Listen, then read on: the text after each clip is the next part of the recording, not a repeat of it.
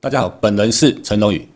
以下我们要讲的内容是陈龙宇2020年大门风水观念新诠释第2季。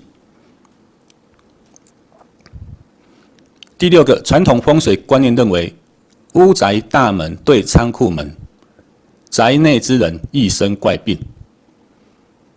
坊间的老师认为，因为仓库没有住人，属阴，尤其是仓库门在漆上深颜色者更凶。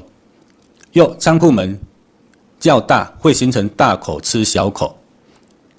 但是我的看法不一样，要考虑的是屋宅大门与仓库门的距离及仓库里脏乱的程度。屋宅大门跟仓库门的距离越近，仓库里越脏乱，凶相就越明显。跟有没有对到还是什么？它仓库是不是属阴？那个没有关系。我画图给你看，比如说这个是屋宅的大门，然后这一个有一间仓库，它的门可能在这边，这样子没有对到，然后这样子，另外有一间是这样子，然后仓库在这边，这样有对到。你觉得哪一个比较严重？仓库里面的晦气，它不会像水这样子直接喷出来，不会这样子嘛？气一定是蔓延这样子，然后慢慢这样子扩散出去的。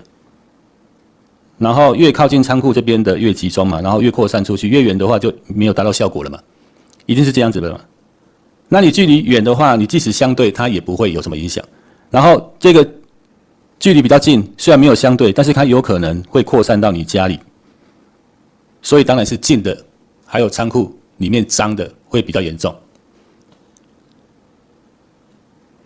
第7个传统风水观念认为，自宅与对面之宅两门相对，称为斗门煞，主两户口舌多，争吵多，其中门低者较节省，门高者开销较大。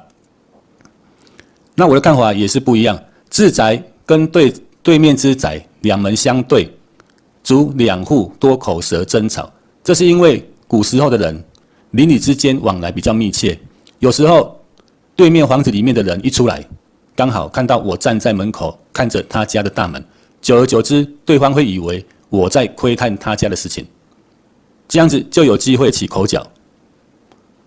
但现在这种机会比较少有些大楼的住户住了几年都还不认识对面的住户。第8个传统风水观念认为，自宅大门对着他宅的后门，主多病痛，因后门是宅中晦气的排出口。如果自宅大门与他宅后门距离很近，则常生病。那我的看法不一样，因为这个跟第6个屋宅大门对仓库门，宅内之人易生怪病是一样的道理。要考虑的是距离，而不是有没有对到后门。第9个传统风水观念认为，门的颜色漆红色，家中容易有血光、意外、火灾，宅中之人脾气大，口舌多。若漆深暗色如黑色，则阴气太重，家中人多生病，多病痛。这个我的看法不一样，这个有一点倒果为因。在台湾一般的建商都不会将门做成红色或黑色，通常是住户自己后来才改的。但是住户为什么要改？通常是因为住户自己喜好红色，喜好黑色。那喜好红色的人可能个性上会比较热情，个性热情的人有时候口舌是非就会比较多一点。那喜欢黑色的人可能个性上会比较阴沉一点，个性阴沉的人有时候就比较容易招惹阴灵干扰。第10个传统风水观念认为，门框腐烂，宅中人多病痛。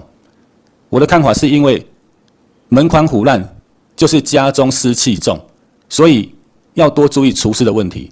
另外，在更换门框的时候，要整个门框换掉，不可仅将腐烂的一节锯掉，补上新的而已。好，那我们就讲到这边，谢谢各位收看。